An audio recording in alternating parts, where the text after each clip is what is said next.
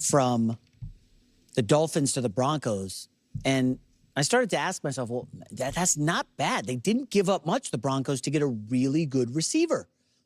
And then I looked at the Buffalo Bills and I was like, wait, they got DJ Moore from the Bears, but they seem to give up a little bit of draft capital. I don't think those receivers are separated by much. Waddle obviously younger. And, you know, we start talking as a team here, and it's like, well, okay, so Josh Allen is inching toward 30, hasn't been to a Super Bowl. He's been health has not been an issue for him, which is great, but he takes a pounding. I start to wonder, so is Josh Allen gonna win a Super Bowl in Buffalo? They seem to think that the problem was the coach, McDermott, so they fire him. But maybe it was the GM making all these bad moves, missing on a lot of draft picks. Now, he did hit on Josh Allen. You could just take that one forever, go to the owner and be like, hey, I got us Josh Allen, MVP of the league. But what about the rest of the roster? And so somebody on our staff is like, well, I don't even know if Josh Allen's going to be a Hall of Famer.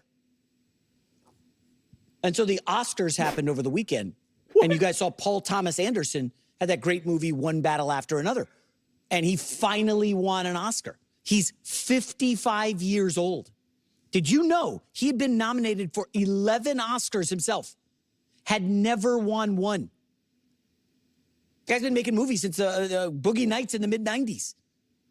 Sometimes you just wait forever. John Elway, the great Broncos quarterback, keeps getting to a Super Bowl, keeps getting his teeth kicked in. Finally, at 37 years old, they get the coach, they get the running back, everything comes together, and Elway wins a Super Bowl. Terrell Davis, obviously, the Mile High Salute. I love doing that thing, even though I wasn't really a Broncos fan. And you start to look and you're like, well, Elway at least had offensive skill position players, the three amigos, who could forget those guys.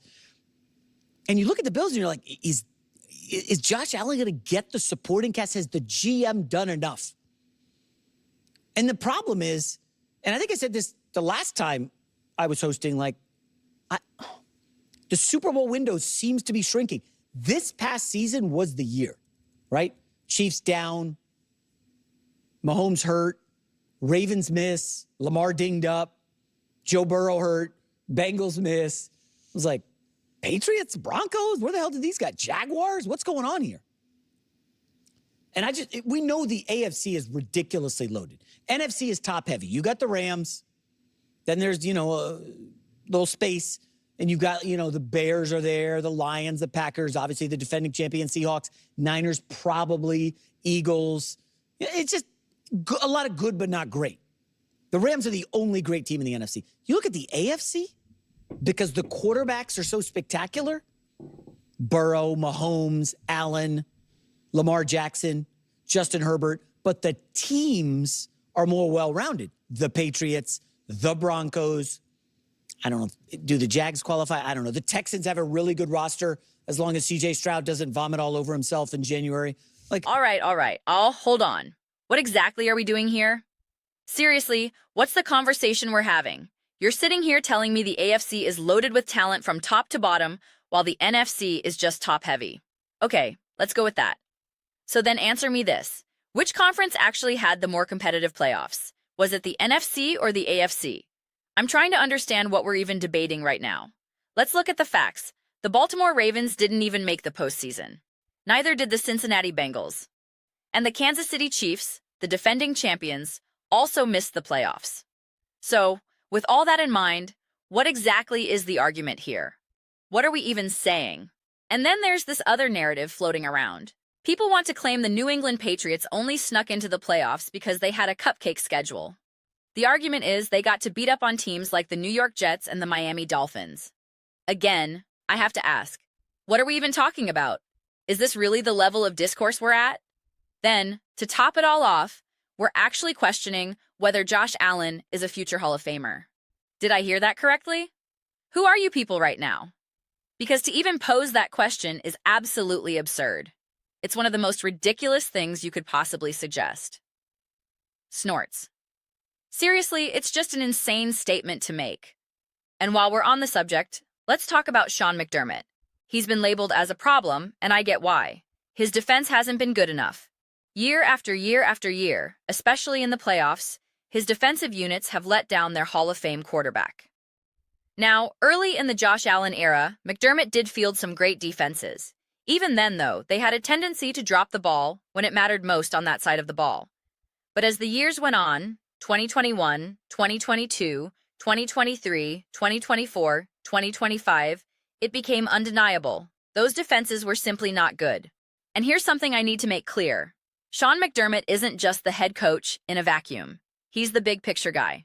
He's the one who should be guiding the general manager, telling him what personnel he needs on defense, dictating the depth requirements, and understanding exactly what his scheme requires and what it doesn't. This is what we see from head coaches on their side of the ball. Take the Denver Broncos, for example. When they went all in on defense, that was Sean Payton signaling, "I'm comfortable with the offense. Now we need to build up the defense." That's a coach using his ability to evaluate his roster, his offense, and everything else to make the team better. So yes, I think the general manager needs to do a better job for the Buffalo Bills. I think the entire front office needs to do better. And I think the coaching needs to be better. These aren't mutually exclusive concepts. Both things can be true. It doesn't have to be an either-or situation where we blame one party and absolve the other. However, there are specific things Sean McDermott has done over the years that are simply indefensible. There's no justification for them. So yes, he deserves a share of the blame. And this organization doesn't just operate on the assumption that it's just our coach, so we'll magically get better. That's not how it works. That's why they've made concrete moves, like bringing in a new offensive coordinator to try and improve the roster. Now, let's address another idea that came up. This notion that the Bills gave up everything to make their moves, while the Broncos gave up nothing. What? That was essentially the premise at the beginning of the clip I was reacting to, mapping out that comparison. And look, I love the trade for the wide receiver. I praised it endlessly. I even referenced it in my own Bills video yesterday, comparing the two situations. So I completely understand why someone would feel incredibly excited and hyped about the trade the Broncos made.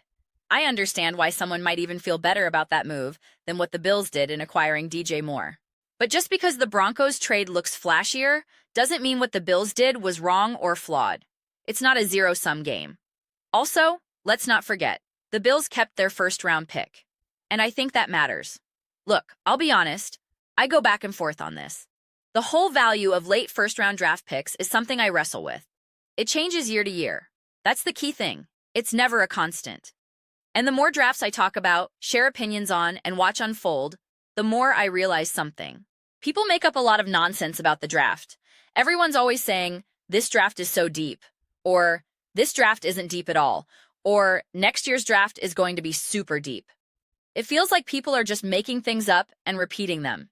You hear things like, picks 20 and onward in the first round are basically worthless. And it sounds smart, right? Like, oh, if you're not drafting in the top 10, you might as well trade back and stockpile second rounders. But the truth is, it depends. It absolutely depends on the year, the class, and the team. It's not a universal rule. So every time I think I've formed a solid opinion on how a draft should operate, or what a team should do, or how valuable the 28th or 31st pick is, every time I reach a conclusion like, this is how I view the draft order, I am immediately confronted with an example that invalidates my thinking 100%. And then I'm just left there thinking, what do I do with that? What do I even do with that? With that in mind, I'm not here to hate on the moves the Buffalo Bills have made. I've said it before. At the very least, these moves keep them competitive. They maintain a high floor. Now, the real question is whether that's enough to take that next step forward. And that largely depends on how truly great DJ Moore can be. Is he a legitimate, game-breaking weapon? Or is he the equivalent of... I'm trying to think of a good comparison here. It's like when the Kansas City Chiefs added Hollywood Brown. You know, you're thinking, yeah, that's nice. He's a really good wide receiver you can depend on. But it's not quite the same as adding a true alpha. It's not like when the Eagles added A.J. Brown in 2022. That was a transformative move. It's not like when the Dolphins added Tyreek Hill, which obviously worked out tremendously in the beginning before injuries and other factors came into play. That was a great franchise-altering move. So, I understand the question marks surrounding the Bills' moves. I get that hesitation to a degree. But I still believe the foundation is there. the floor is solid. Honestly, this whole conversation is really multiple videos rolled into one, right? We're asking, are the Bills doing enough to get over the hump? Will Josh Allen ever win a Super Bowl? And, as we've circled back to, is Josh Allen a Hall of Famer?